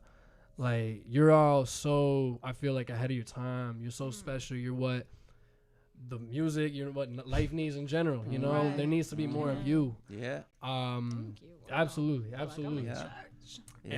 And the people need to know and need to hear your voice, and later I'm they will. excited. I can't wait till everybody knows me. Absolutely, they will. It's and that's the coming. thing. They gonna know. And I'm you so know? nice. I am so nice. I love everybody. That's cool. Well, you keep being genuine, keep being yourself, and the blessings are gonna. There's no limit to your blessings, you know. Yeah. Same with you, Spike. Amen. You know, and I truly believe that. I believe that for myself as well. You know, you stay true to yourself, stay true to your talents, It'll diversify. It's gonna pay off. G Money G Note. Hey, We put it out there. much love. Yeah. Money G Note. Much love. Spike Rebel in the building. Yes. Alissa in the building. It has been a great interview. It's been a great time. I don't want it to end, but the time is running out. Again, one last chance. Is there anything else that you guys wanted to put out there in the world? I would say, Shout outs. if I could say something, I want to speak on, like, I'm curious, what is your gift? My gift. Great question. And now where I'm going with this before she even answers that, like, a lot of people are talented. You can see that at a young age they have something. They talk a lot, or they're attracted to something, and you can go to school and hone all of that. But the gift is probably you don't need any training. It's that innate. Right. You can still what you say, Like train to mold make it, it can be train, yeah. molded, even the gift. But I'm just say like art. Okay. I don't have to look at anything to paint Right. whatever I see in here. Yeah. Then I can look at you and paint you too. Right. So the gift is that, but they didn't tell me that as a kid that you had a gift. You know, Right. some people may think you got autism or something because you see things that you see things in a different way. You know what I'm saying? Absolutely. But what is her gift? Absolutely. Thank you for that question. That's a great question. I don't know. I always say my gift is either people or music, and I combine them both by using music to reach people. But I don't know if that's the right answer. Well, that's that's How not about you bad. tell me what my Somebody told me God has a gift for everybody under His Christmas tree. So I looked through thousands of millions of boxes and I'm like, that's mine, music. I ain't get, you know. But it's deeper than that. But some people got to keep digging. They can't. They want to take yours. They got to keep digging for theirs. It's under there, you know. Yeah. So I'm a dig, and I'm a find when I have the answer, I'm gonna let you know. right. For real. Absolutely. I really So She gonna be have to- sharing mine. Right. you gonna have we to know call- it's music part of it. She be playing with my toys. Yeah. She gonna have to call in to Northside Plug when she got her answer. Like, I got in it. LA. Absolutely. You got got one too, so you Yeah. gotta figure out, Thank you you. know. You gotta figure yours out too. Thank you. Yeah. I would say I think I've always kind of had an idea of my gift. My gift, I think, is being a bridge for people I like and that. allowing people or That's dope. anybody that's around me. I just want people to feel free. You know, I don't want Yeah. you to feel like I'm judging you. I don't want you to feel like, you know, you can't always feel like great. You know, you're gonna have depressive, negative states, but I never want that to like go off on any other people. You know, so if like today I just felt like crappy and you know didn't want to come here or whatever, I could just run this whole interview and just be like, Yeah. you know, and just yeah. ruin your guys', you know, and then Yeah. you walk out of here and you're like, oh, Yeah. I hated that, you know. Right. So I don't know. Alright. Just staying real at the end of the day, you know. And I'm not saying that's your gift, but I think both you guys have that, you know, that quality is just, you know, being yourselves. Yeah. Keep that soul, man. That soul. I feel there's always a synopsis of every show that at least I take for myself, and I think the soul is just like one of your guys is both like true key gifts. You know, it may not be it, but the But it's soul, one. it's there. You know. They and- say when you Love get that. money, it just makes you more of who you are. So if you're an a-hole, you're just gonna be more of that. Mhm. You know, we already know the Mike Tysons and all those and then you say, well, they got all this money. Why are they doing Yeah. Because these I things? said, You "Ooh, know, that's and then you good." see the African kids you see in the village. It's love, Yeah. Yep. but they don't have. Mhm. You know what I'm saying? So Yeah. that's the you kind of was touching on that. You Yeah. know? It's all perception. Yeah. Hmm Yeah. Absolutely. All right. Well, you guys are awesome. Thank you so much for coming. I'm sorry that we were a little short-staffed today, but at the end of the day, I'm glad that, you know, we can make this happen. And it means a lot to me, honestly. You know, you guys didn't have to come here. You know, you making your moves in LA and whatnot, and you know, that's awesome. And you coming here kind of is another both you guys, another reassurance of, you know, we're hopefully, knock on wood, doing good things over here, you know. So seeds. Absolutely. So Ray, Alissa, Spike Rebel, give it up to him. Excuse me, I gotta ring the bell one time. Ring the bell for him one time. Usually I have access. I'm a little quiet today. I like that. You guys are awesome. Keep doing what you're doing. As we always say towards the end of the show, to any new guests, you guys are part of now the Northside Plug family. So anything you need, any resources, just need a friend or somebody to talk to, whatever, you know, we're here. We're here. Unfortunately, my homies Dan and Justin weren't here, but they extend the same thing, and I'll let them know how great of a show it's been. So y'all go follow Ray Alissa Music on Instagram, Twitter, Spotify, YouTube, all that. She's got great music videos. I checked out Remember, and I checked out Something I Know. I'm sorry, I got the tone. That's okay. That bass line is catchy. Yeah, absolutely. No, those are awesome. So yeah, keep doing your video thing, keep doing everything, artistry. Don't give up on yourself. Your team is gonna manifest. Amen. You know, all gonna work out. it's all gonna work out. Yes. You're making the right steps. God's putting that power in you to take that leap, and it's gonna happen. Absolutely. Absolutely. So again, last time, Ray Alissa Music, Spike Rebel, thank you guys for coming in. We're gonna head out of here, but as we do that, we are going to play some music from Ray Alissa. So if you give me 1 second, pause that, get that. Thank you guys, everybody, for listening. Thank you guys. You can catch us. Thank you. Thank you so much. You can catch us next week. We'll be back in the building at our usual time, 7:30 here on Northside Plug Q4 Radio. It's much love. Check us out, and we will see you next week. Woo! All right, opening up this music. Is that you? Yeah, this is the song we about to play. All right, fading out.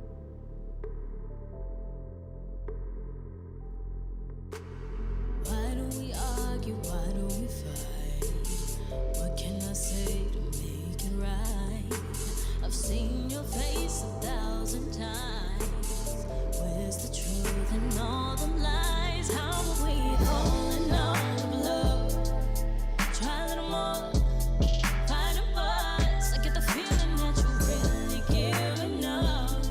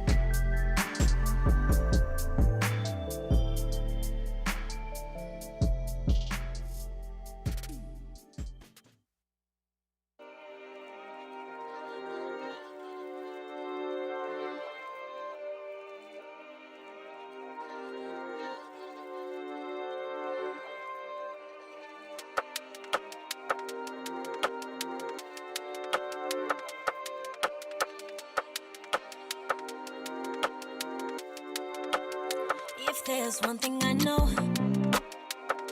Well, you and I ain't meant to be. You stay out all night long, but can't sleep unless you're next to me. When you hear this song, please promise that you won't hate me. I'm used to being alone, and I want you, but something is raging in me. And I wish that I could ignore the signs, and wish that I could leave with you tonight. But the issues are in plain sight. Something ain't right, that's something I know. But you stay out in the club all night with your boys until 3. And I know you need a woman in your life that'll wait for you, but that ain't me. And I'm not saying we're through, but I'm too good for you. Hey, you know what I want, and baby, that's just something I know.